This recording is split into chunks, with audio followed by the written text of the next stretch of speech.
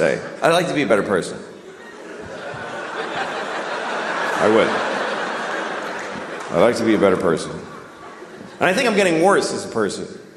Because as you get older, you start finding out, like, let me give you an example before I rented a car a couple of weeks ago in Los Angeles, had the car for a few days, and then when I went home, I had to drop the car at the rental place. You know, you gotta go to the rental place that's off the airport, give them the car, give them your thing with the mileage, you gotta get on a bus, and then go to your terminal and check in. I was late, and I was worried about missing my flight, so I knew I had no time to do any of that. So I never did this before, I just drove my car right to the terminal, and just left it there. And I got on the plane. And once I was on the plane and I had a little moment, I called Hertz and I said, hey, listen, your car is sitting out in front of Terminal 4 and the keys are in it. So that's where it is. And the guy was like, you can't do that. You have to return it to this location and then get... And I go, well, I didn't do that already. And now I'm leaving California. So if you want your car, you need to go to that place where it is. And he was like, oh, Jesus, man. All right, we'll get it. And that was the end of it. And I realized I could do this every time. Every time I rent a car, because of course they want you to do all that shit. But if you don't, they still want the car back. They're gonna send a dude. You could drive a car till you don't want it. Just get out of it while it's moving and just walk away. Well, I don't feel like being in that car any longer. Just call Hertz. Hi, your car is drifting into the intersection of 28th and Broadway. If you're interested, it's now your problem. But see, this is a terrible realization. Because you should act in a way that if everybody acted that way, things would work out. You should, because it would be mayhem if everybody was like that. And most people kind of don't care. Most people are very selfish. Most people don't give a shit what happens as long as they get to do their favorite thing. People don't even want to back off from their favorite thing. They won't even do their second favorite thing. Like, you ever seen somebody like they're at an intersection and they want to make a left, but they're in the all the way right lane because they messed up. So now here's the guy. He's in the right lane, and there's a lot of cars, like 6th Avenue, like a lot of cars, and he wants to make that left. So what does he do? He just does it anyway. He just goes ahead and he just shoves his car through everybody's life without any... And everybody's beep, honking and outraged, and you always see the guy go, I have to. There's no other possible thing I could do. What else could I do except go up one more block and then go left and take 4 seconds? That's not my favorite way, though. That only meets 99% of my criteria. But I'm selfish. I would like to be a better person because I got kids. And I want to, pass on a better... But sometimes it's not clear what the right thing is to do. Like one time I threw a candy wrapper on the street. And I didn't do it like, yeah. I just... yeah, take that shit straight. I did it because I was, like shaking. I wanted the candy.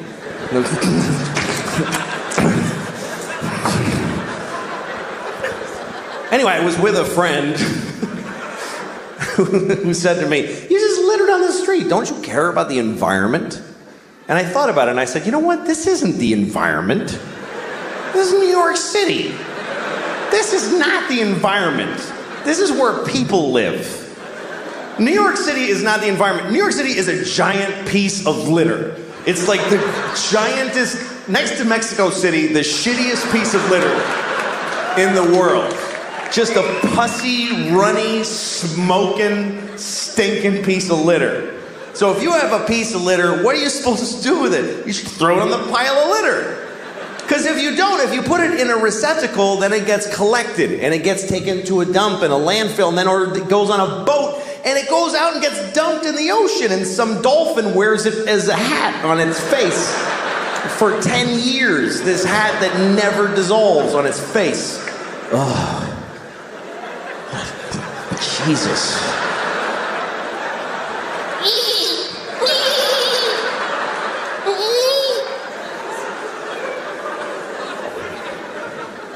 I mean, everything that we introduce to the world is shitty.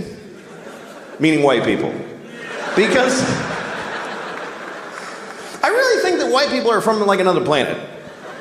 Because when we came to America, it was so nice.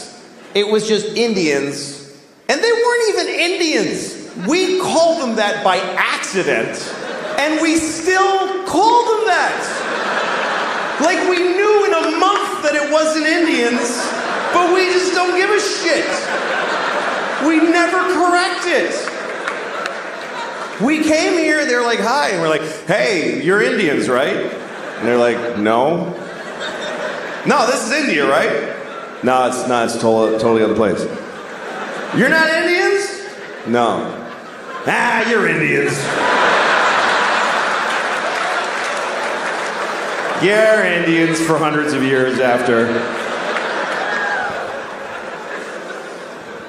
We ruined everything here. This was it was just coast to coast, just green and brown and beautiful. And all the humans were just walking around with painted faces, just walking. And they'd be like, ooh, that looks yummy. And then they just eat from the ground. And then they'd sleep on the grass. And they'd wake up and they'd fuck. And then they'd go for a swim and do a little dance. That was the whole continent, was just folks doing that. I mean, there was people in Mexico cutting off kids' heads and rolling them down the pyramid stairs. But that's always going on. What are you gonna,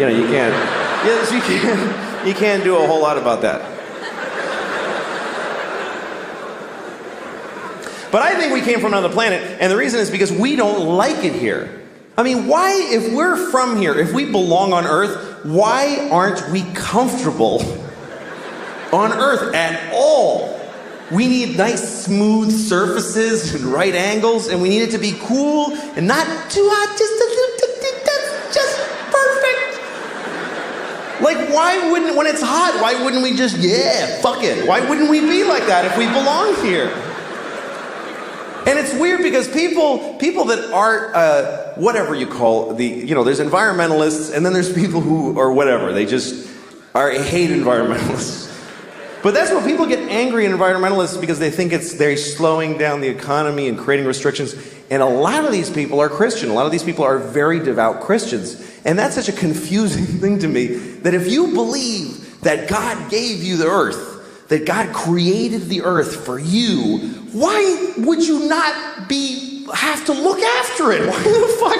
Why would you not think that when he came back he wouldn't go, what the fuck did you do? I gave this to you, motherfucker. Are you crazy? The polar bears are brown. What did you do to the polar bears? Did you shit all over every polar bear?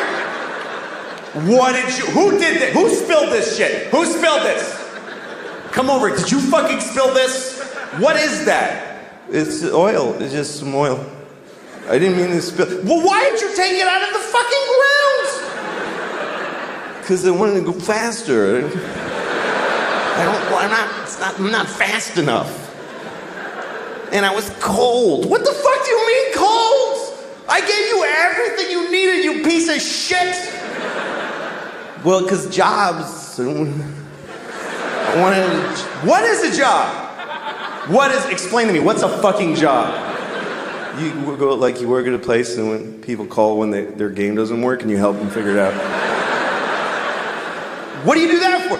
For money. What do you need money for? Food. Just eat the shit on the floor. I left shit all over the floor.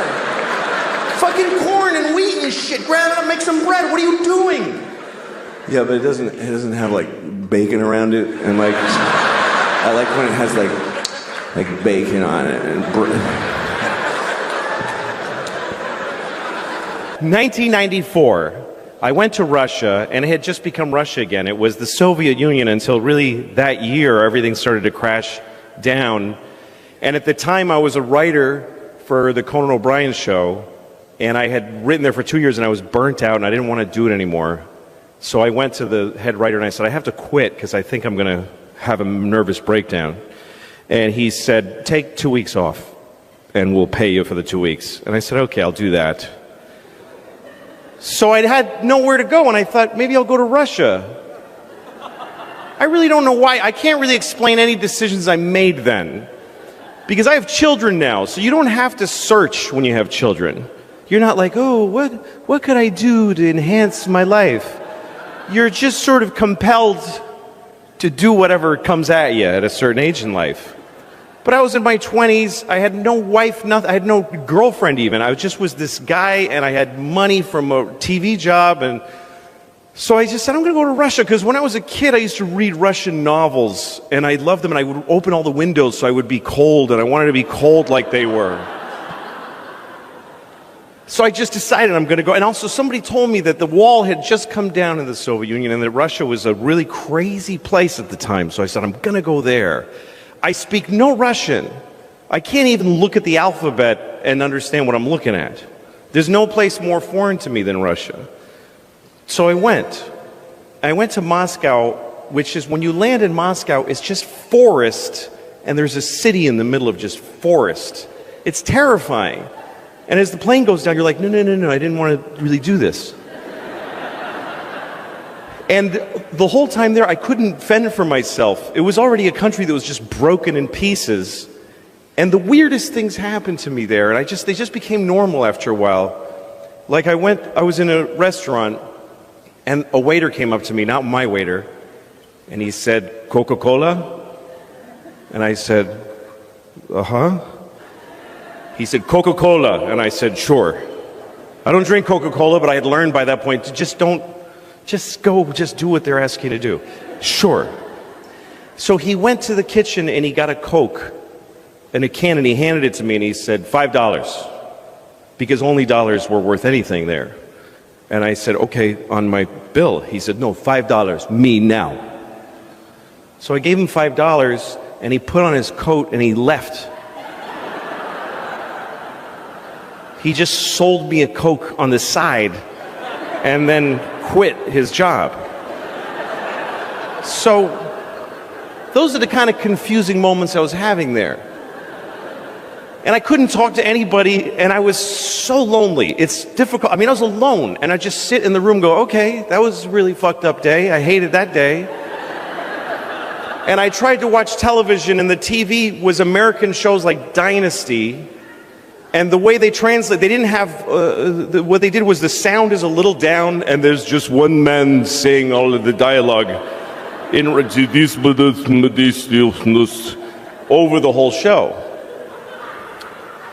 I was there for 2 weeks, and it just was crushingly, I had made no contact with anyone. And then one day I went into the subway. Now, if you've never been to Moscow, the one thing I learned there is that, well, the streets are very, I can't gesture with this thing. It's beautiful, but I can't keep punching you in the face with a big white fist. Okay. The streets in Moscow during the Cold War, they were made wider so that they could have missiles go down the middle of the street for the parades. And if you go there, you'll find out, if you go behind the big buildings, they actually tore the buildings off of their foundations and dragged them back. And a lot of the bigger buildings in Moscow, in the back, they're being held up by like bricks. It's really unnerving how unsafe the whole city is. So the streets are very wide, and you can't cross the street on a green light. You'll never make it. So they made tunnels so you can go under, and those are connected to the subway. And the subway in Moscow, you go down in an escalator and you keep going until you think, it just keeps going. Like, this is so deep, this is really upsetting. But anyway, everyone hangs out in these tunnels. I went in the middle of December. I went to Russia in the middle of December, alone. And I'm standing in the subway and I'm watching a violin player. And the one thing about Russia still today, I think, is that no one has any money. So when you see a guy playing the violin in the subway, he's like the first chair violin for like the Russian symphony orchestra, because that doesn't pay shit, and at least he can get a few kopecks in the subway. So I'm watching him, and these other people are sitting on the floor, and we're crying. Everybody's crying. Everybody. It's just normal. People are just watching, just wiping away tears. And there's a young fella sitting here, and he looked my age. I was 25 at the time. He looked about 25, and he was tattered and just watching this violin player. And then this group of kids walked by, about 8 children, ranging from 5 to 10 years old, and their faces were dirty, like an Oliver Twist, like they were in a play, like they had rubbed dirt on their face. And they're all wearing men's coats that they're wearing as from the neck down to the floor, and none of them have sleeves, their hands in their sleeves. Their sleeves are just flopping. They were like street urchin kids. And the coats, it just looked like these men's coats. And you kind of knew all the men who owned those coats are dead. And at least one of these kids killed those guys. Like, I swear I looked at an 8-year-old's face and thought, he has murdered. And that's what they looked like, just tough little kids. And I'd seen them before in Moscow. They work in groups.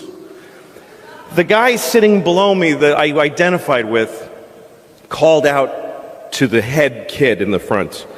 I don't speak Russian, so I just knew he was going, he's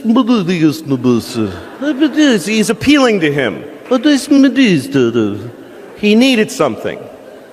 And the kid with his hands in his sleeve looked at him suspiciously and said, like, what the fuck, why, what do you want from me? And the guy went, explaining himself, and he showed that his shoe had come apart. And he showed that his shoe was like a flap, and he showed the kid, and he showed him his shoe, and the kid shrugged and said, like, okay. And the kid's hand appeared from out of the sleeve, and there was a tube of shoe glue in his hand. He didn't rummage for it, it was already there.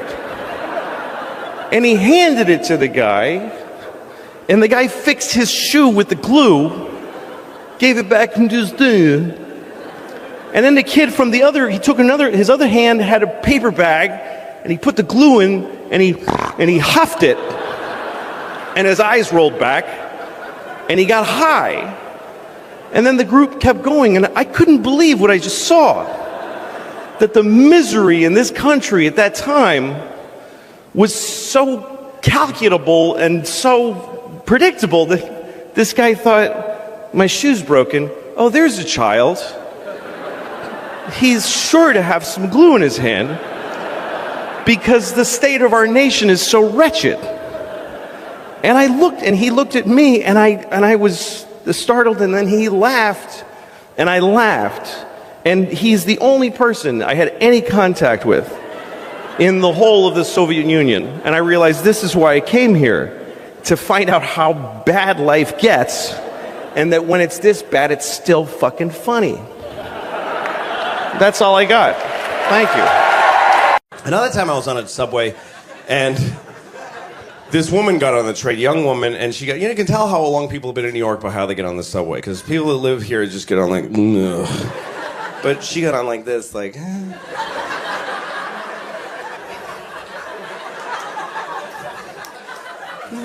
was pretty bad last time. I hope I don't hope nobody pisses in my face today. Last time, 14 people pissed right into my mouth. That was really traumatic for me, but I'm hanging in there. Still taking the train. I feel bad, I like that way as a father, too. Like, I have 2 kids, and I have a responsibility to stay in shape so I can take care of them, but I don't. I'm always in a 48-hour window of diarrhea. Either that I had it or I'll be having it within 48 hours of any given moment. There's always 2 diarrheas running up along the slide of my life, and I'm in somewhere. And depending on where in that window I am dictates how much of a radius from my home I'm willing to venture. Otherwise, I'm having diarrhea in a public restroom with my kids standing there watching me because they're little. I can't leave them out in a place.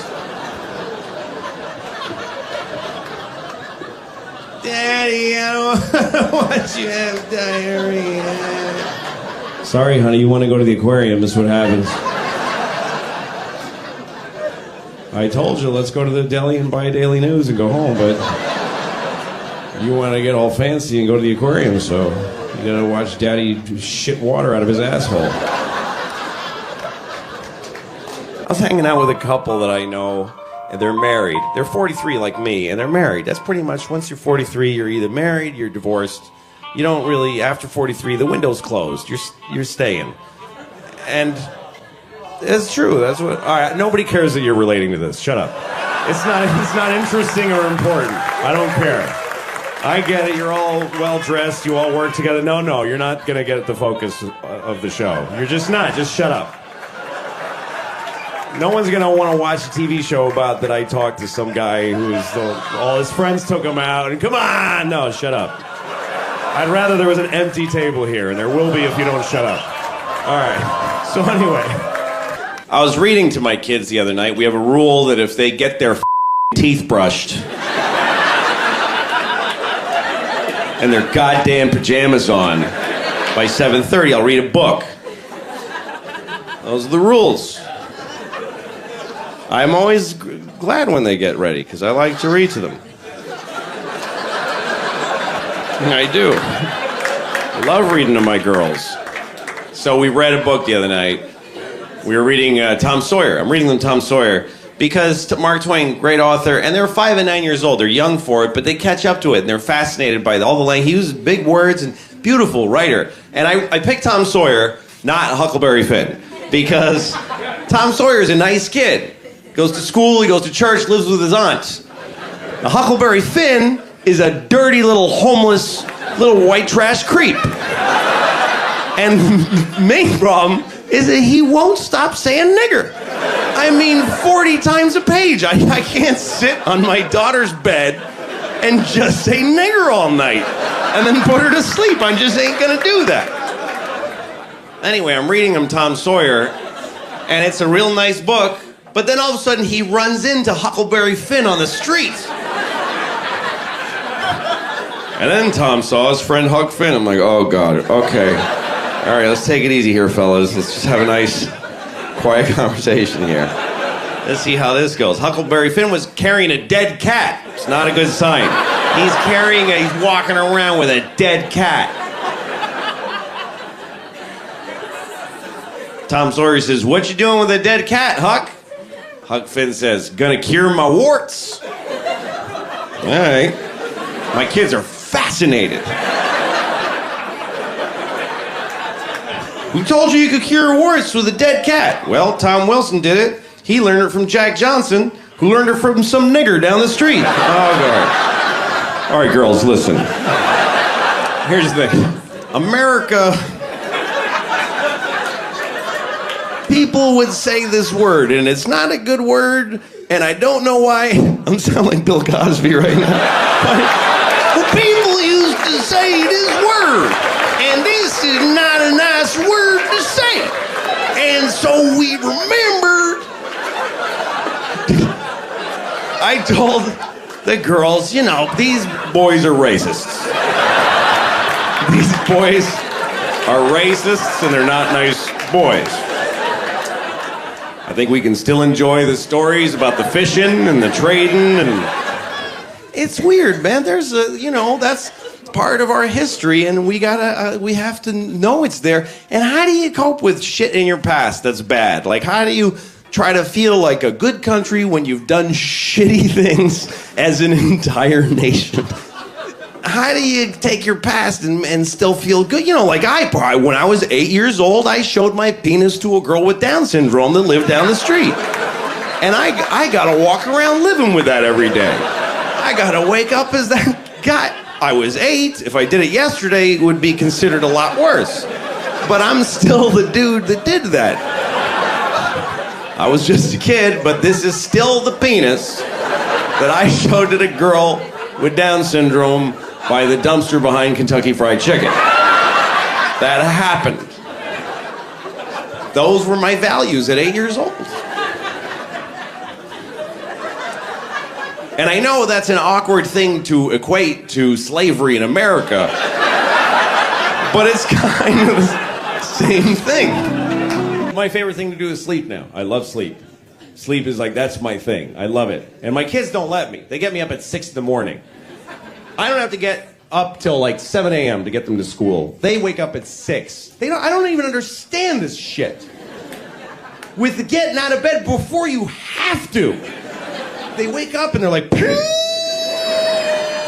they're so excited and they want it. I get it. They want to share it with me. Daddy, look, it's all still here. That hurts my brain.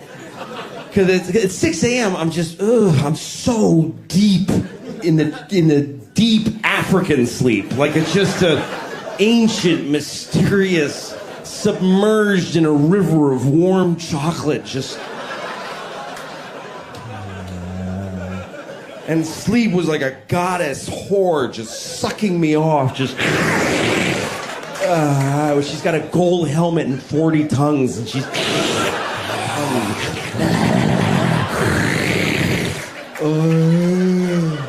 And she's speaking in a dead language. And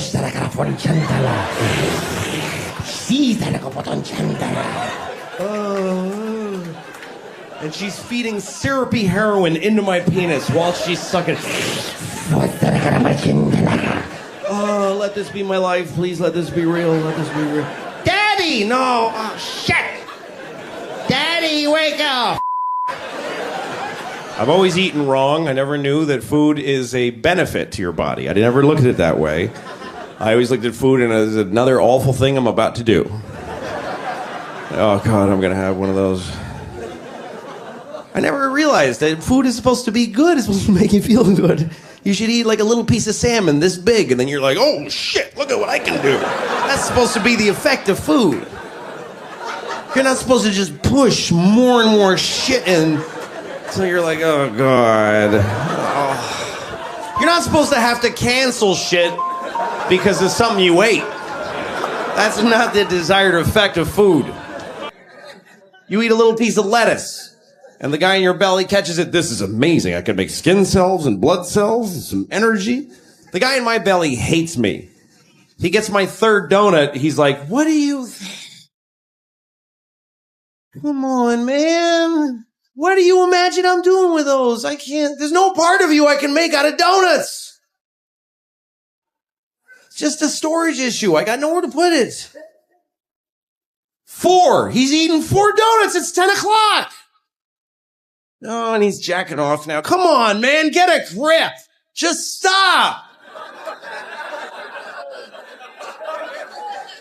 And the other guy's like, what do you want to do with the donuts? Just shit them out. Shit all of them out. Whole. Let him find 4 whole donuts in the toilet. Let's see if that slows him down.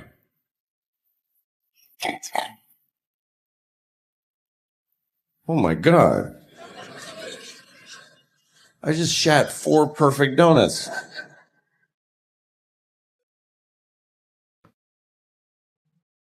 Thank you very much. Thank you, everybody. I have some notes I'm going to be working off of. I hope that's okay with you. I never stopped anything so cold in all my life. That was amazing. You guys were clapping so much. And now you look like you've never clapped in your lives. That applause is so far in the rearview mirror right now. That's amazing. How quickly. Yeah!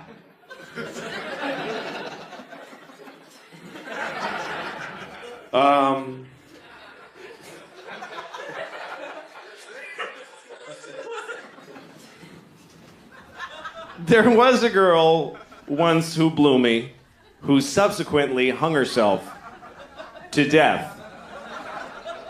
It's true. She didn't do it right after, just so you know. She didn't do it like immediately after. She did it 2 years later. Because that's how long it takes. That's how long you can live with having blown me. Before you need to end your life. That's how long everyone who has blown me has died 2 years later of their own doing. That's the gestation period for suicidal shame that comes from having had my penis in your mouth?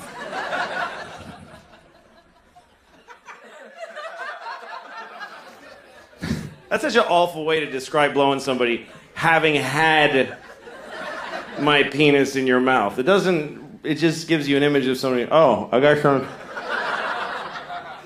Oh, I got his dick in my mouth. Do I still have his... Do you see his dick there? Oh, shit, yeah, you got his dick. I was on an airplane, and there was a Hasidic Jewish man trying to put an enormous bag under the seat. It doesn't matter that he was Hasidic, but it's a detail. It's detail. When you try to put enormous bags under seats, folks notice the kind of person you are. They make note. They say some Chinese guy, whatever you are, they're going to describe you. They're not just going to say, a man put a little giant thing under his seat. What kind of man? It's not important. Just a fellow.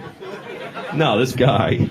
Trying to shove this thing under the seat. No one can leave because he's not going to not do it. And the flight attendant was a guy, and I'm not going to say he was gay because that's not important. It doesn't enter into the story. I'm going to call the Jewish guy a Jewish guy, and I'm going to call the gay guy just some guy. How do you like that? Isn't that unfair? I'm not going to identify him as gay because I don't want to discredit them. Actually, he didn't do anything wrong. So, boy, what a disaster this is right now. Jewish guy trying to put the thing under the seat, and the guy's going, sir, it's not going to fit. He was only slightly gay, like that. He wasn't like, sir, it's not going to fit. Ah! No, he just said, sir, it's not going to fit. It's going to fit. I know it's going to fit. It's going to fit. I'm telling you. Moses. When I was about 6 years old, maybe, I stayed home from school one day. I had a single mom, and she worked. So when I stayed home from school, I just got to be alone in my house. And so one day I was alone in my house watching TV. I think I was about 6 years old, maybe 7. And I went and got my pillow from my bed, and I sat on it, and I farted into it. And then I decided, I was sick in my stomach, so I was like, I'm just going to fart into this pillow for just all day. I mean, I just kept farting into that pillow just over and over again. Like at least more than 200 times. Just for hours. And then I told myself, I'm going to smell this now. Because I've been farting into it all day. And I had the pillow, and I just said, I'm just going to go all at once. And I just shoved it on my face, and I went... And I have never had an experience like that again in my life. I really feel like I overstimulated myself at 6 years old because it like jaded me for every other thing that's ever happened. I watched a bum eat a rat, and I was like, so? I smelled 200 farts when I was 6. A little too proud. You ever get too proud of yourself for just not being a piece of shit? If you see somebody in a store who's got a thing, whatever it is, there's not supposed to be any negative version of anything for anybody. They had a creative amount of limbs.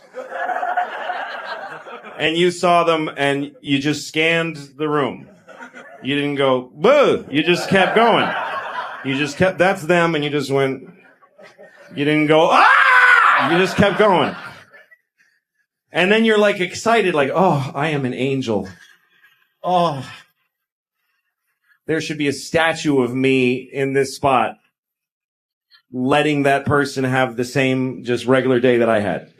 When I graduated high school, all my friends went to college, and I didn't.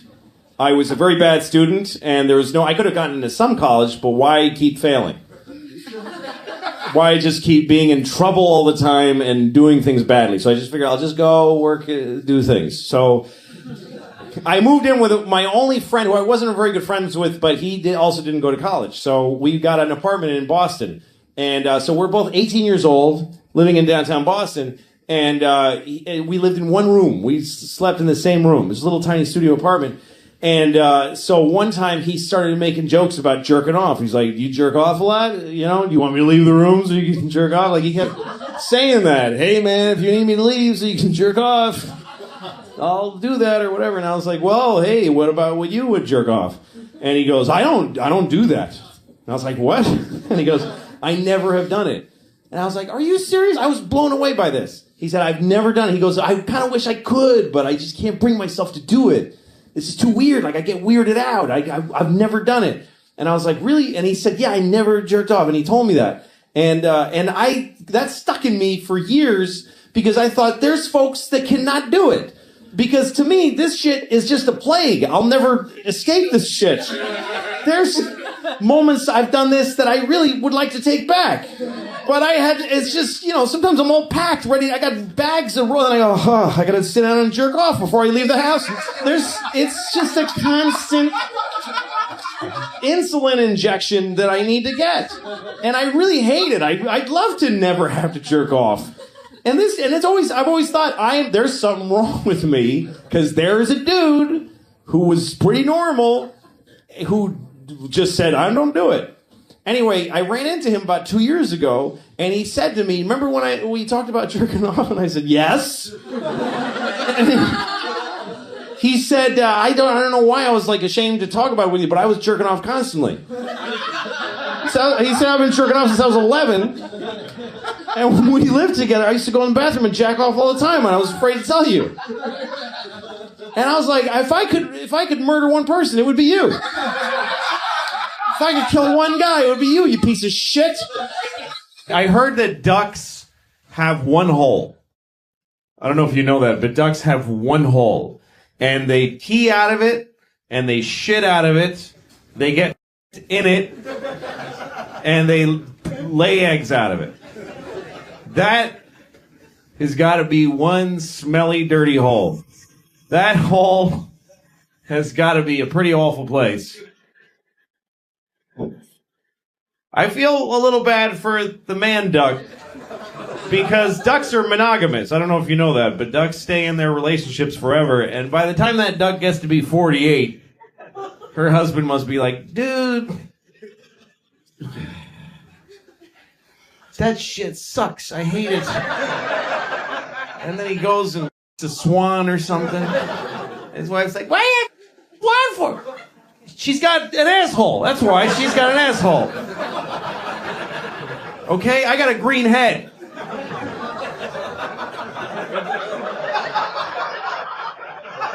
I don't know what that means. Just somehow they got green heads. They deserve more.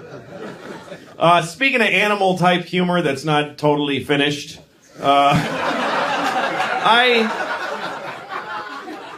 I have this joke, like animals talking to each other type joke, that I don't know how to finish it. I know what's funny about it, but I don't know how to finish it. Basically, it's about a lion who goes up to a giraffe, and he says, "Hey, man, did you see that dude?" And the giraffe's like, "What dude?" And he goes, "He's that dude. He lives by the river in a hut." And the giraffe goes, "What does he look like?" And the lion goes, "He looks like this."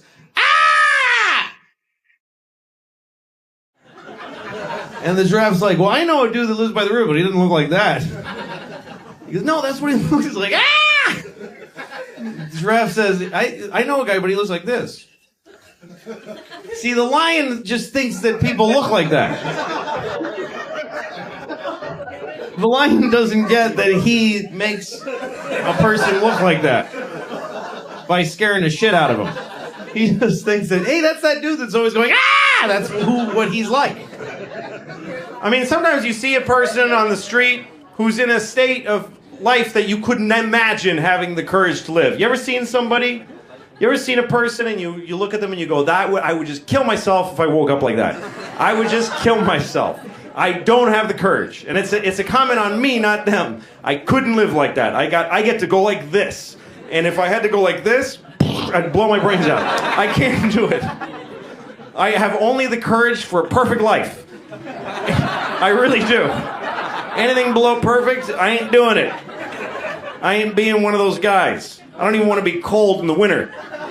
You know when you see somebody, they just have a flannel shirt without a jacket, and then just being cold and their face is purple in spots?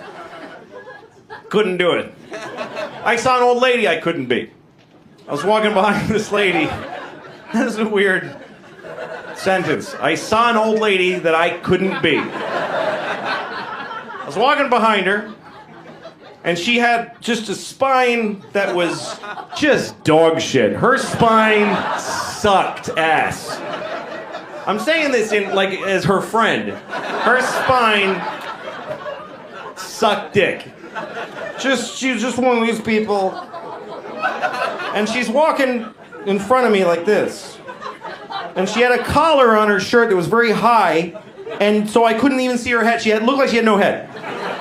Just like this with no head. And I remember, first thing I thought was her doctor's an asshole. Because he could have told her. He could have said to her, listen, just so you know, now that you're like this, if you wear a high collar,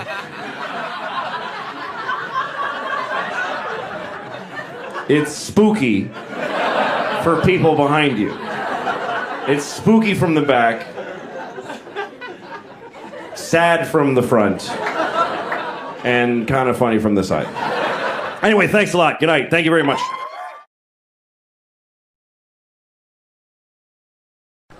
It's pretty good.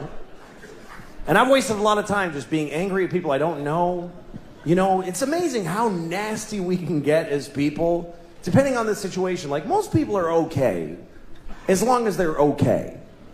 But if you put people in certain contexts, they just change.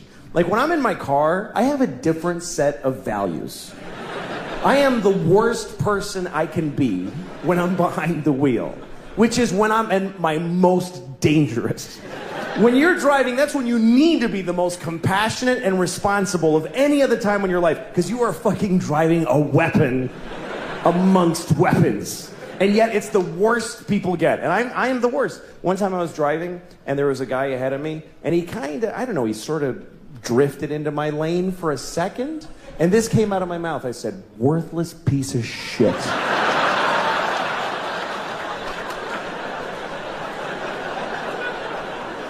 I mean, what an indictment. What kind of a way is that to feel about another human being? Worthless piece of shit. That's somebody's son. And things I've said to other people. I was once driving, some guy in a pickup truck did, I don't know, remember even? And I yelled out my window. I said, hey, fuck you! Where outside of a car is that even nearly okay?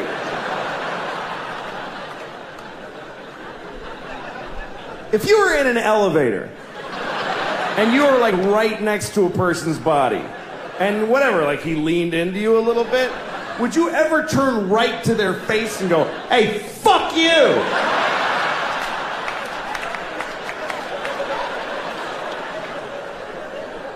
Worthless piece of shit.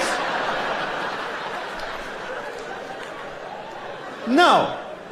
Literally 0 people would ever do that.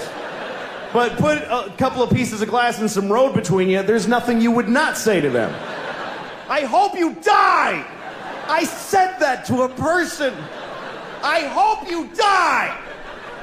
Why? Because you made me go like this for half a second of my life. You tested my reflexes and it worked out fine! So now I hope your kids grow up motherless!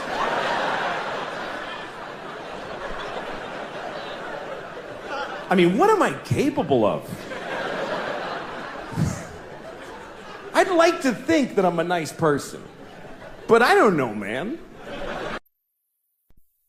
I was reading to my kids the other night. We have a rule that if they get their teeth brushed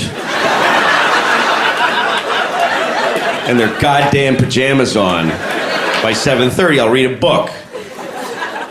Those are the rules.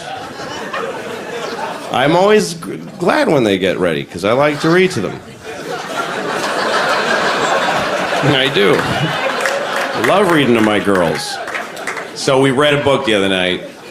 We were reading Tom Sawyer. I'm reading them Tom Sawyer because Mark Twain, great author, and they're 5 and 9 years old. They're young for it, but they catch up to it, and they're fascinated by all the language. He uses big words and beautiful writer. And I picked Tom Sawyer, not Huckleberry Finn, because Tom Sawyer is a nice kid. Goes to school, he goes to church, lives with his aunt. Now, Huckleberry Finn is a dirty little homeless little white trash creep.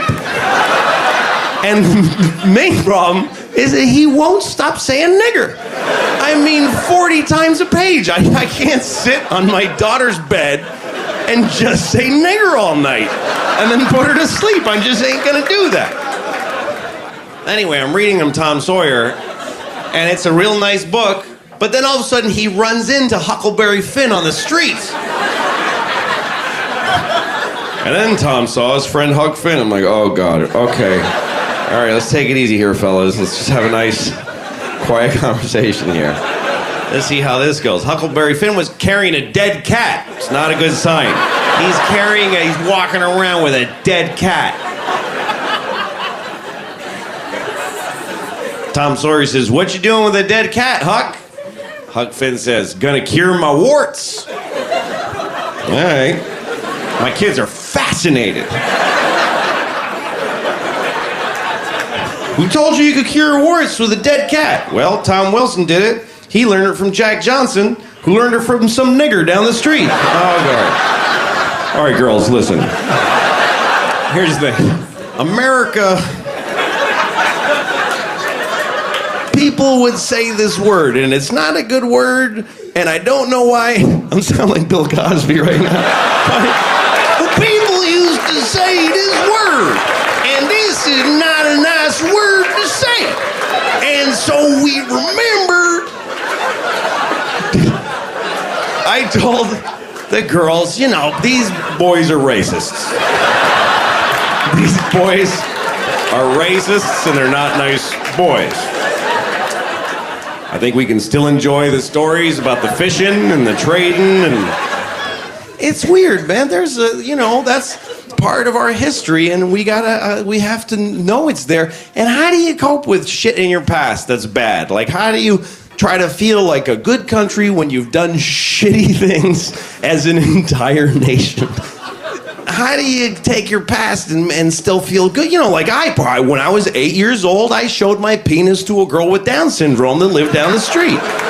And I gotta walk around living with that every day. I gotta wake up as that guy. I was 8. If I did it yesterday, it would be considered a lot worse.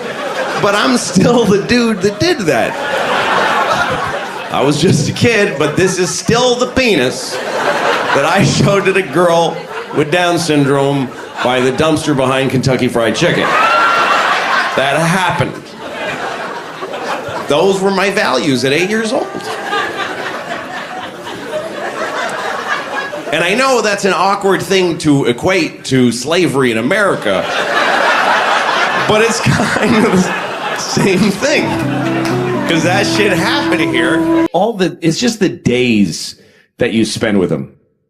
That's really the hardest part. It's just every day that you have them is the hardest part of having kids. It's just every day. It's getting up at 6 o'clock in the morning, which, first of all, I'm not that guy. 6 o'clock in the morning. I have blown off entire careers because of one day I didn't want to get out of bed. Like, I'll just not be that then. I have to, first of all, I got to get them dressed. That's number one, because that's the one that people will notice. That's the only one. If that's the only one that I get done, I'll be okay. Because I can't, if I show up with two naked kids, I'll go to jail. So I have to, but I can not feed them. They're fine. I ate. They're just a little tired. It's fine. And then I got to get them to school, which means walking. The older one goes to kindergarten. It's third grade. Jesus Christ. I just said kindergarten, and she's in third grade. You know what's even worse? She's not. She's in the second grade.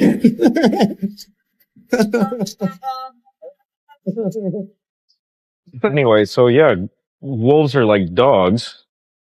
Yes, thank you for asking. Every day you spend with your kids is torture. And It's because I love them. If I didn't love them, I wouldn't matter. I just play poker with my friends, come home later, oh, they're dead. But I love them. I wiped my daughter's ass for the last time on May 13th of 2008.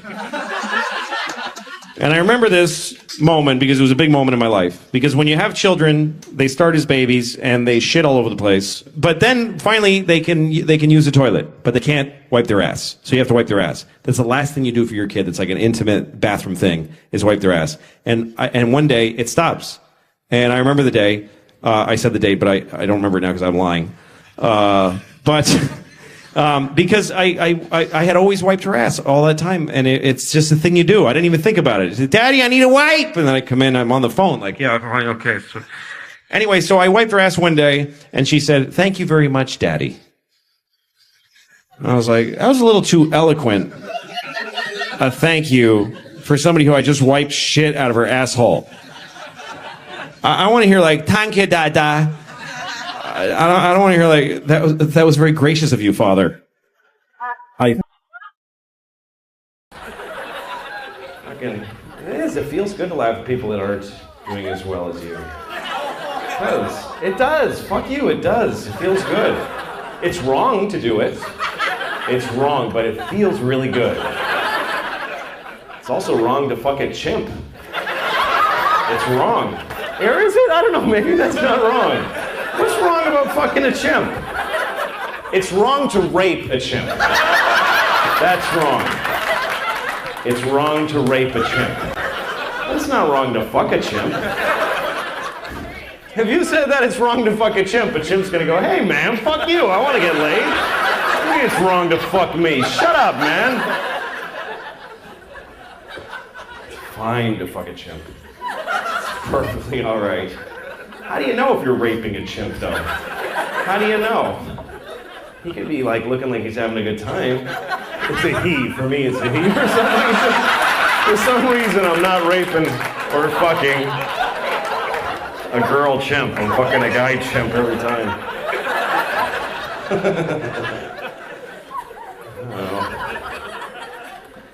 But I assume it feels good to fuck a chimp. The only part that would bother you is other people knowing about it. It's true, that's the only part that would take anything out of it for you is, fuck, someone's gonna see me raping this chimp. Otherwise, you don't fucking care. I don't care who you are. You fucking work for Oxfam, you're a great person. If you're alone on this planet for fucking 2 minutes, you're gonna fuck a chimp, you're gonna cook him and eat him afterwards, you're gonna do all that shit. That's exactly what you're gonna do. 2 minutes, that's ridiculous. 2 minutes alone on the planet, you're not even gonna wait to see if people come back, you're just gonna fuck a chimp right away. There's nobody here. How do you even know in 2 minutes you're alone on the planet? You wake up early, you go out, there's nobody out here, I'm gonna fuck a chimp. Everybody's gone, the planet's empty, I'm gonna fuck a chimp. No, it's just wait, a car will go by and you'll get back to normal. Fourth grade, and I was fifth grade maybe, I don't know which one, and I was sitting in a class and eating some snack, and I was sort of just looking off into space, and I had always had big holes in the crotch of my pants, because my mom bought me cheap pants at King's department store, and they don't even have a changing room. She would just hold it against my waist, and I'd go home and wear them, and they'd split after like 3 days. So I had a big hole, just all fucking hole, and I'm sitting there like this, and I tried to get used to not, whatever. So I'm sitting there like this, and I had an inadvertent and unaware boner at the time. And so it was just pushing my white underwear out, just fucking angry little pin-like boner, just sticking out of my pants, like straight out. And Jill Cassavant, who was the fucking coolest, sexiest chick in the class, pointed down at this and went, ew! And I looked up and everyone was going, ah! Pointing at my dick and screaming. And that moment is me. That is who I am. That's how powerful it was. And How is fatherhood going for you? Enjoying fatherhood? I do enjoy it. It's difficult.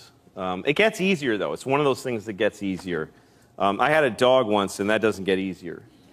It doesn't. It's harder having a dog because children develop, and dogs just stay dumb. And they never figure it out.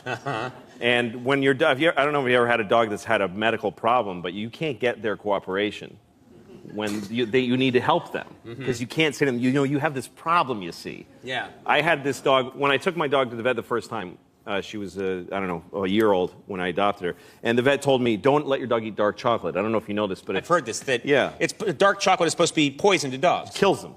And vets won't explain it further either. It's like, why does it kill them? Oh, just they die. Like, they won't tell you why. Like, what do I do if my dog eats dark chocolate? Watch her die or leave the room. But the vet did tell me there's one thing you can do, which is give your dog hydrogen peroxide. And that foams up in the dog's belly, and then they throw it up with the chocolate. That's what you should know to do that.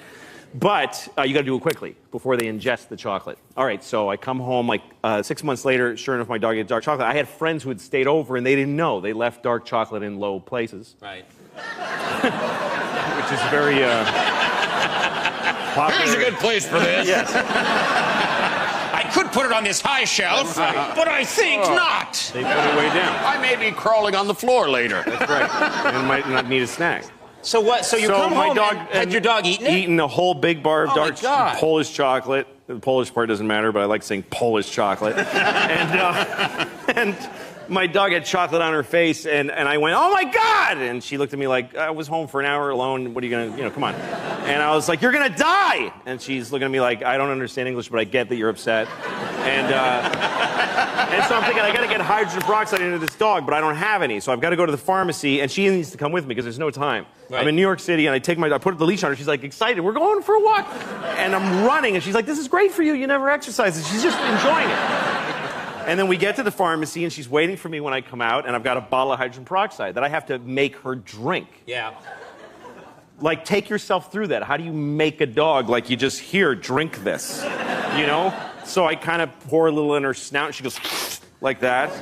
And so I kind of grab her, and I pour a little more. She goes, I think I was pretty clear that I didn't like that. Like, she looks at me like she's trying to figure out what's going on here. And so I get my whole body around her. This dog was 70 pounds. She was like an alligator. Yeah, and if she didn't want to drink something, she's just thrashing. I'm like, drink it!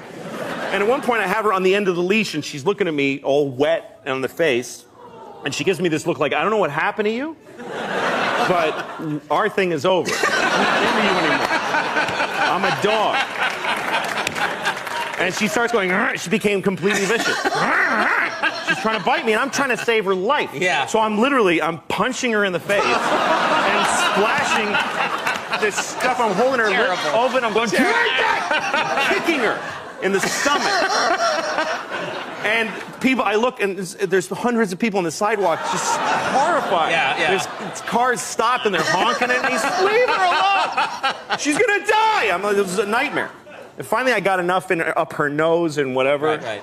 And she was like, dude, just, huh? And then she, just like a pump, just boop, boop, boop, boop, and just brown foam. Yeah. Brown, like she's, like another dog is coming out of her. And she made it, but she never liked me after that. She hated me. Because from her point of view, I just went nuts. You went nuts. I lost my mind. For no reason. We have to take a commercial break. More with Louis C.K. in just a second. Stick around. It makes sense that God would be a woman, doesn't it? Because you're raised by your mom. I think the reason we made God a man in our cultures is because we want to make sense of the fact that men are in charge. Because otherwise it doesn't really make any sense. Because women, you start with the woman. It's the thing people like to ask, like, what comes first, the chicken or the egg? Of course it's the egg. Because you can't just make a chicken. You can't just go chicken. You got to start with an egg and grow chicken. And then people say, oh, well, where did the egg come from? From a chicken, you idiot. The point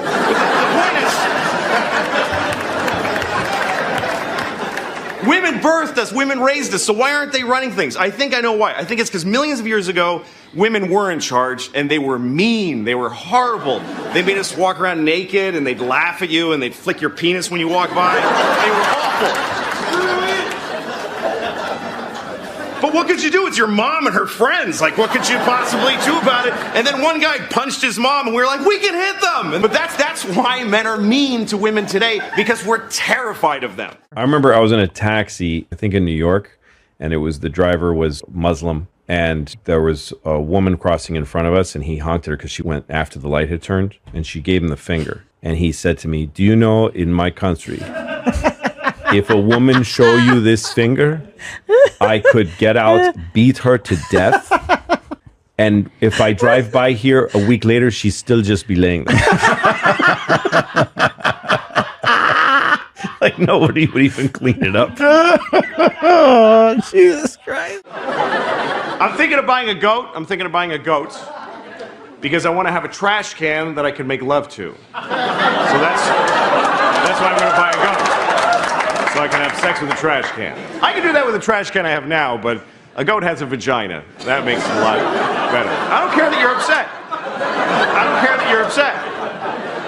I'm still getting the goat.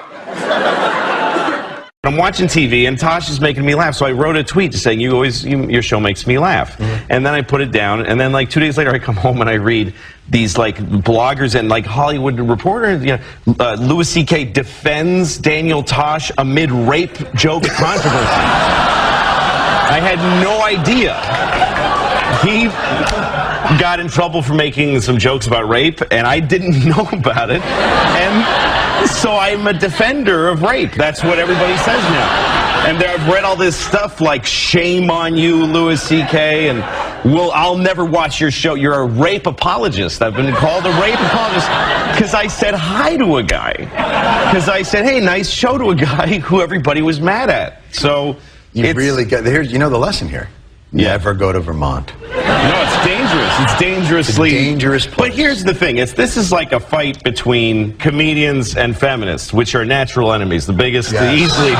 Because, stereotypically speaking, feminists can't take a joke. And stereotypically speaking, and comedians... See? And comedians... Now, I've read some blogs during this whole thing that have made me enlightened to things I didn't know. This woman said how rape is something that polices women's lives, that they have a narrow corridor. They can't go out late, they can't go to certain neighborhoods, they can't dress a certain way, because they might get... Now, that's part of me now that it wasn't before, and I can still enjoy a good rape joke, so I have both of them. But here's the last thing I want to say about it. This is also about men and women, because a lot of people are trading blogs and things about this on the with each other. Couples are fighting about Daniel Tosh and rape jokes. Really? Yeah, that's what I've been reading in blogs. But they're both making a classic gender mistake, because the women are saying, here's how I feel about this, but they're also saying my feelings should be everyone's primary concern. Now, the men are making this mistake. They're saying your feelings don't matter, your feelings are wrong, and your feelings are stupid. If you've ever lived with a woman, you can't step in worse than that, than to tell a woman that her feelings don't matter. So to the men I say, listen to what the women are saying about this. To the women I say, now that we heard you, shut the up for a minute. And let's all get back together and kill the Jews. That's all I have to say about it. Because child molesters are very tenacious people. They love molesting childs. It's crazy. It's like their favorite thing. I mean, it's so crazy, because when you consider the risk in being a child molester, speaking not of even the damage you're doing, but the risk, there is no worse life available to a human than being a caught child molester. And yet they still do it, which you can only really surmise that it must be really good. I mean, from their point of view, not ours, but from their point of view, it must be amazing for them to risk so much.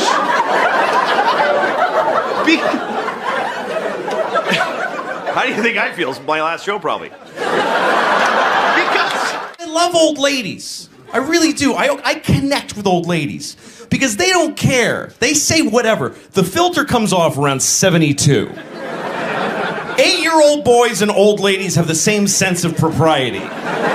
Because old ladies are on the way out. They're like a guy who just got fired and he's leaving the office with his box for the last time.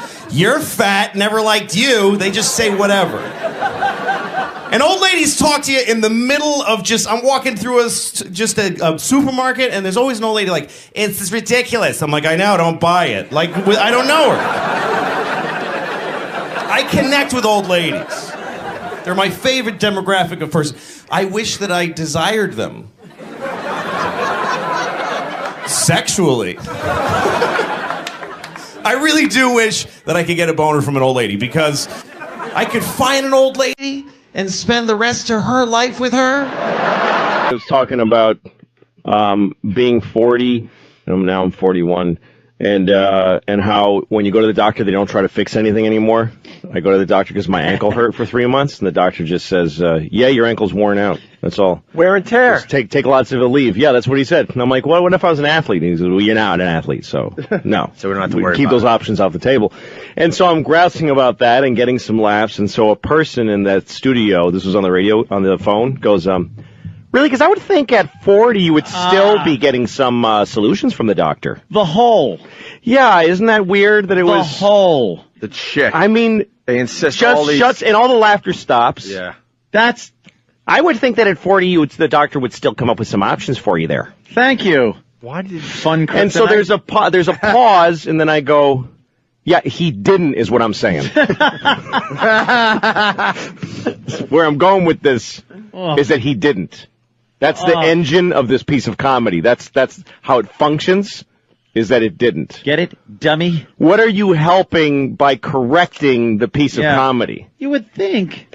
The whole point of any piece of comedy is that you're inflating and exaggerating to a comedic effect. So it's the easiest thing to cut the legs out from under it. It's the easiest, stupidest, most worthless thing to do. I hope you gave her this speech. No, I didn't. I just said, I packed all of that into, he didn't is what I'm saying. Yeah, right. And I just sat there so mad, and then the rest of the interview, I'm just like, yeah, and just answering questions, yes or no, and I just want to get off the phone. Well, she doesn't understand because, again, we've said before that when certain holes just leak brains and humor out of them. And that's why when they're on a radio show, they just get up and their seat has funny on it, but the mic has none in it. No, it's like the fun of the show is a balloon, and she literally put a vagina on the side of the balloon and let the fun out. They insist on having the women part of these morning shows. And then there was that was somewhere in Pennsylvania. I don't remember where. And then there was a show in Albany, and it's a show I really like doing. But we're talking about my kids, and I go, yeah, I've got 2 kids, and I'm divorced now, so I have my kids with me by myself all the time because we share custody, and it's hard. I have to have like I had to take a dump the other day, and I had to do it. Can I say that? They're not going to. Oh yeah. I had to do it with the door open because I got 2 kids to watch. Nobody else is home, so I can't unless I'm going to gather them into the bathroom to watch Daddy take a poop. I've got to have the door open while I'm watching the kids. Right. And she goes, same person, basically, just keeps moving other cities within the same morning somehow. Same genitals, same different day. show. Yeah. She goes. Really? Because your daughter's 7, I would think that she could take care of herself while you're doing that. Oh, my God, that's not the point, Oh, you my idiot. God. That's not the point. And I was like, well, yeah. And then I went the other way with that one. I'm like, okay, that's how you want to do your show? Yeah. It's like, yeah, no, I guess that's true. I guess she could have. You're right. Just clotheslined your jokes. Why would the Jews go into the bar? If they owned it, wouldn't they have been there already going over the books and the deliveries? Yes. Yeah, a guy who goes into a bar with a duck on his head, and the bartender says, what do you want, or something, and it's always the duck says something. Really, because I didn't think that ducks had the power of speech. Yes. And why wouldn't the bartender comment on the duck as opposed to just speaking? Really, because usually when I go to a bar, they don't even talk to me. They just seem real busy. They're an easier way to keep them from jumping on the bed. Yeah. Wouldn't a duck fall off? They are horrendous when it comes to radio. God. They're like Andy Rooney with breasts. No, but here's the thing is that I know many, many funny women, and I don't think it's a female trait. No. But no man has or will ever do that. in the history of my life. You kind of know what's going on, and Because only a hole would be that dumb. But as a sex, I don't believe that it's a trait. On No, I radio, just make. There's an improv, which is a boring art, but there's art to it, it's called yes and. That's the rule of improv. It means that if somebody posits a idea, you don't say nah, because you've just destroyed the whole show. You say yes and you add something. You accept their premise and you add to it and you keep building that way. You don't just go no. Although I did improv once, and I just because it made me look good and made them all look bad, I was the no guy, and I shut down every scene that started.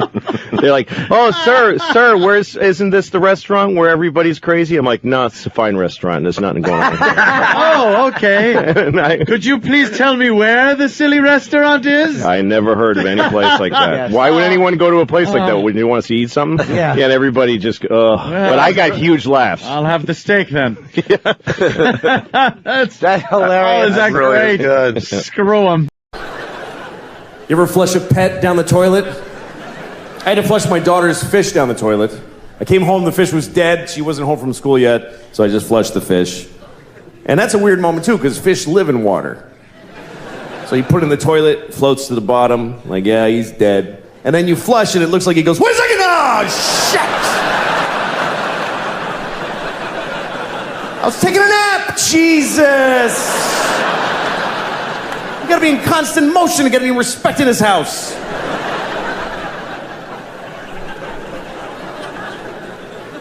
And then my daughter comes home, why did he die, Dad? Come on, what am I gonna say? Why did he die? Because who gives a shit? That's the reason. That's the actual reason. Is because it didn't matter that he was alive. That's why he's dead. He didn't know his name and he didn't love you back. These are the facts about that fish's life. My daughter likes fish. We took her to the aquarium. I took both my kids to the aquarium in Boston, and we were looking at this seal or sea lion. I don't know which one. I don't care. I don't think they need to be separate things. I really don't. They don't care, and we don't care. There's like 3 scientists who give a shit what we call all those things. The scientists could go on TV tomorrow and say, okay, everybody, from now on, seals and sea lions and walruses and you know what? Penguins are all seals now. And we would all be like, yeah, fine. Yes. Whatever, man. Anyway, so we're looking at this sea lion thing, and he's looking back at us through the plexiglass, and he's going, ugh. They're really disgusting in person.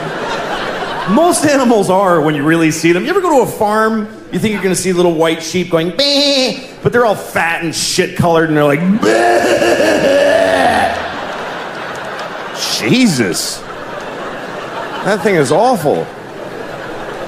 Anyway, seals don't go, they go, My daughter's like, what does he say? I don't know. I'm a slave. Kill me.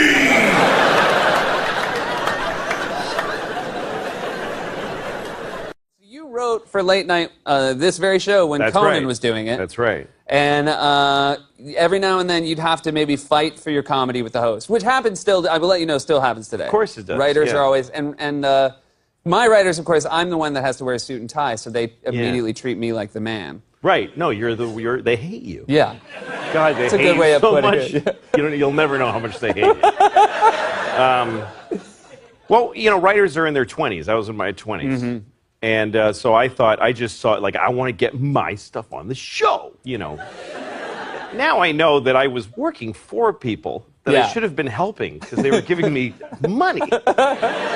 If somebody hires you to do anything and they pay you money that you then go live your life with, you should really want to do whatever they need, That's what I believe.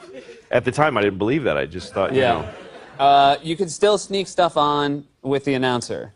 Yeah, because on basically you try to find your way around the approval process. You know, there's a head writer and there's producers and there's standards of practice. But on Conan's show, there was a announcer named Joel, and he would make a little joke before he said Conan's name, like a little offside joke. So me and my friend Dino, who were like two of the more, had been there longer than other writers, we realized nobody checks those. You just write them and you hand them to the guy. So the side door. Yeah, exactly. Yeah. So we were like, what can we... So we came up with one, which was, he said, he goes, last night, the missus gave me a pearl necklace. Yeah.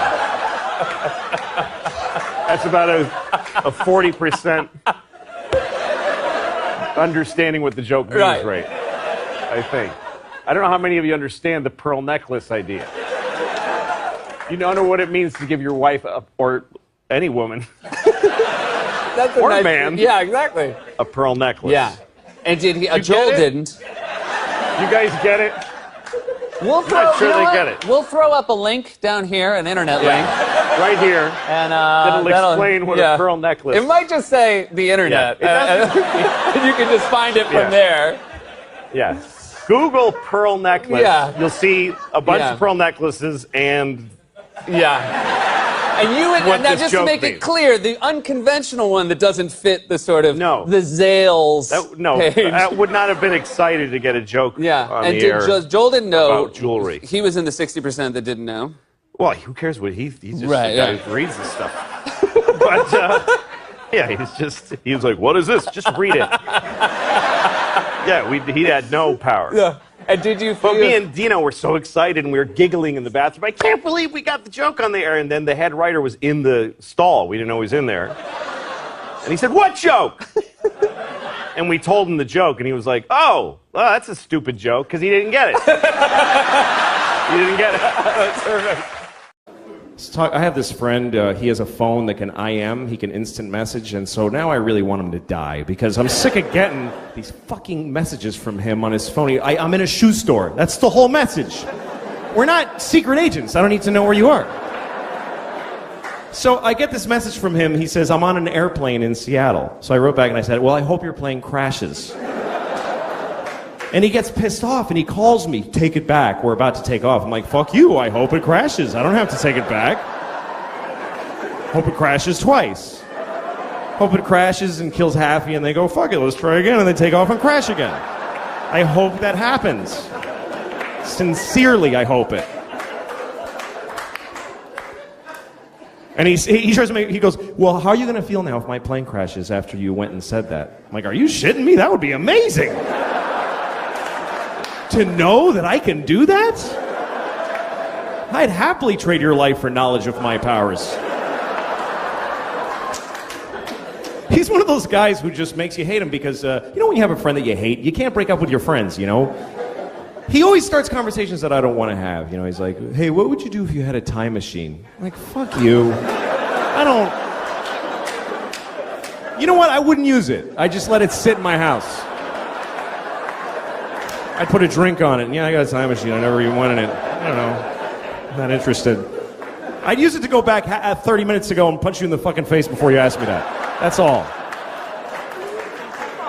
One use. So he goes, well, here's what I would do. Because, of course, that's the whole fucking point of asking me, is to stare at me while I say mine and then say his. So he said if he had a time machine, he would kill Hitler. Like, he would go back and kill Hitler. I love that he thinks he can just kill Hitler just because he just goes back there and walk up and kill the dude. And I was thinking, that's a noble purpose for a time machine. I would do that, but I would have gone back then, but I wouldn't have killed Hitler. I would have raped him. That's what I thought. Because I think that would have been enough. I think that would have stopped him from doing all that shit. If he had been raped by me, he never would have pulled any of that stuff, man.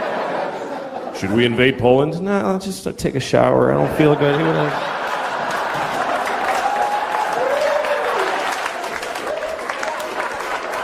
Low self-esteem and, you know... I'm not condoning rape, obviously. You should never rape anyone. Unless you have a reason, like you want to fuck somebody and they won't let you, in which case, what other option do you have? How else are you supposed to have an orgasm in their body if you don't rape them. I mean, what the fuck?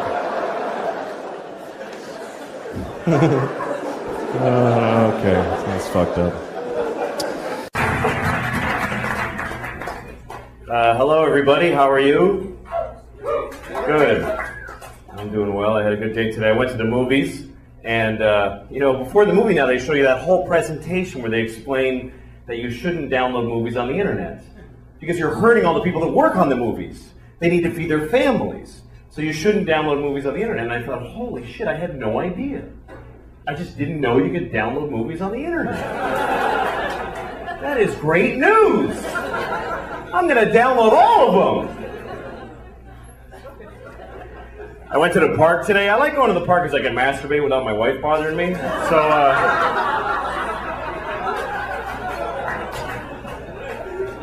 So I'm at the park and there's these no drinking signs. And it doesn't say no drinking. It has a picture of like a martini glass with a line through it. Are those really the people causing the problems with the drinking in the parks? Shouldn't it be like a bottle in a bag with a line through it? Are there guys out there at 3 in the morning? Hey!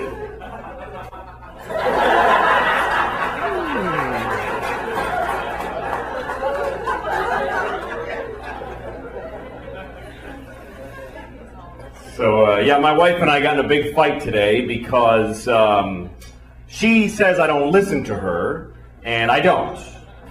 But it's not because I don't love her, blah, blah, blah. It's because she sucks at talking. I swear to God, she sucks at it. When she starts telling a story, it immediately turns into another, like, she takes every story and divides it into 50 stories that each branch out into encyclopedias about other stories. And I try, because I love her. When she starts talking, I'm like, oh, I'm locked in. I'm going to listen to the whole thing. But somehow I drift. I can't do it. Every story, she's like, oh, you know when my sister was in college? Not when she went to Antioch. You know how she transferred because of that, because that guy that got weird? Not the little guy, the guy with the beard. You know, the thing, I think he was arranged. What are you talking about? Pick a thing. That's what I do. I go, here's the story when I tell it. I bought a tomato and I ate it and it was good. Anyone can follow that story. It was about a tomato the whole time.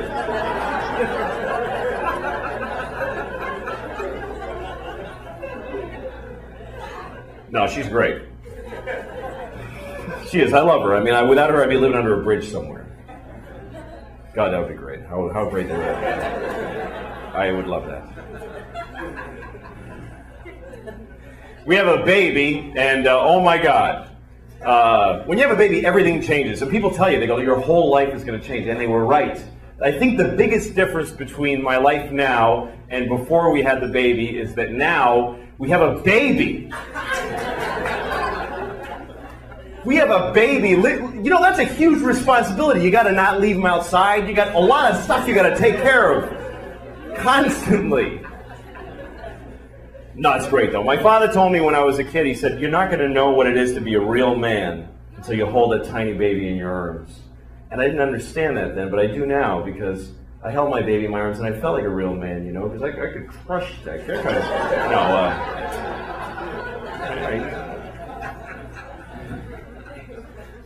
It's hard raising a baby because they're crazy. They're out of their minds. It was Easter, okay, and we're painting eggs, and so she broke an egg. So of course she's got to cry about that like a bitch for like half an hour. So, and I go, it's okay, honey, it's just an egg, and I give her another one, and she threw it at me, and then she just starts throwing eggs, and we're trying to stop her. We have like this rule that we can't say anything negative to her, so we're trying to stop her from throwing eggs without saying any negative. Like going, how about not throwing the eggs? That would be interesting. Finally, my wife goes, we were having a nice Easter, but now we're not, and it's because of you. Yeah, that's really positive, honey. Why don't you just punch her in the face? Just punch her right in the face. You might get over that. The worst word a baby has when she learns it is the word why. I hate the word why. I really hate it. And it's not Look, like, I used to judge other parents, but I don't anymore. Like, you know when you're, like, at McDonald's and you see a parent, a mother or father with a kid, and the kid looks so cute and she's eating fries, and the mother or father's like, oh, God. Oh, Jesus Christ. Oh, I hate this, I hate it, I hate it, I hate it, I hate it. And then a little kid says something like, Mama, why are those people standing there? And she goes, just shut up and eat your fries. And you go, what a horrible mother. Why doesn't she just answer her? How hard can it be to just answer her? You know what? You don't know what you're talking about. Because when a kid asks a question why, you tell her why, and she wants to know why that, too. And then you tell her why that, she wants to know why that. She takes every idea and deconstructs it to the point, I don't even know who I am anymore when we finish talking. The other day she's like, Papa, why is there rain? Oh, because the water fell out of the sky. Why? Because it was in a cloud. Why? Because it came from the lake. Why? Because it got hot and it evaporated. Why? Because the earth is hotter when it's nearer to the sun. Why? I don't know. I don't know. Why? Because I didn't pay attention when it was taught to me in school. I didn't listen to anything anybody said to me. Why? Because I have no moral compass and I'm useless. I've never done the right thing. Why? Because my parents didn't raise me right. They didn't even try. Why? Because they just had sex in a car and here I am and they've just been waiting for me to get out of their lives. I'm only stopping to be polite. It goes on for hours. Hours. It gets so abstract. She's like, why? Well, because some things are and some things are not. Why? Because things that are not can't be. Why? Because then nothing would be aren't. There wouldn't be any not things. Why? Eat your fucking fries. Shut the fuck up and eat your fries. Fucking little motherfucker. Jesus Christ.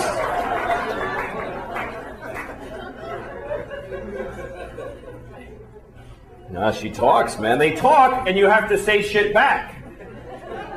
You can't just go, Papa, look at the bird. You can't just go.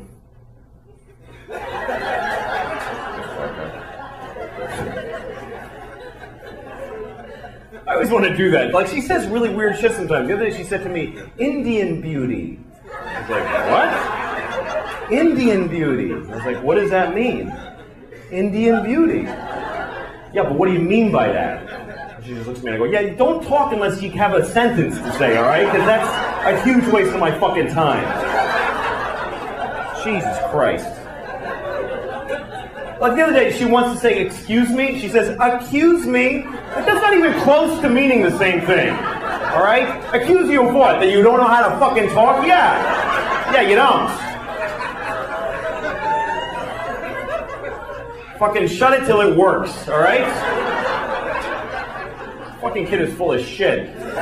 Her favorite song is the alphabet song, right? That's what I call it, the alphabet song. You know what she calls it? The name of the song is A, B, C, D, E, F, G. She says, I want to sing A, B, C, D, E, F, G, H, I, J, K, L, M, N, O, P, Q, R, S, T, U, V, W, X, Y, and Z. I'm like, well, now let's not sing it, because you fucking ruined it for whoever's listening.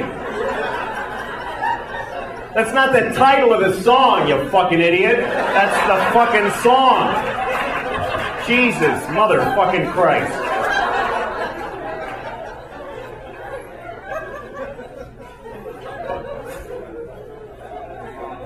Anyway, so that's my kid. I know I'm going to hell, but so is every other parent, because you're all the same. It's fucking horrible. Hell is an interesting thought, though. What is hell really like? I always wonder, is there like a schedule in hell? Like they tell you first, okay, you go in that room, and then some monster fucks you up the ass for 1,000 years. Then you come out and you're like, woo! Woo! Man, that was, Like, don't go in there again. Whoa! To the next person, if I were you, I'd wait. And they go, all right, now you're scheduled to go in there. You go in there and they rip off your head. They always show, like, in these pictures, they rip off your head. But then they got to sew it back on so they can keep fucking with you. Like, they rip it off. And, all right, put them back together, because otherwise you can't torture them anymore.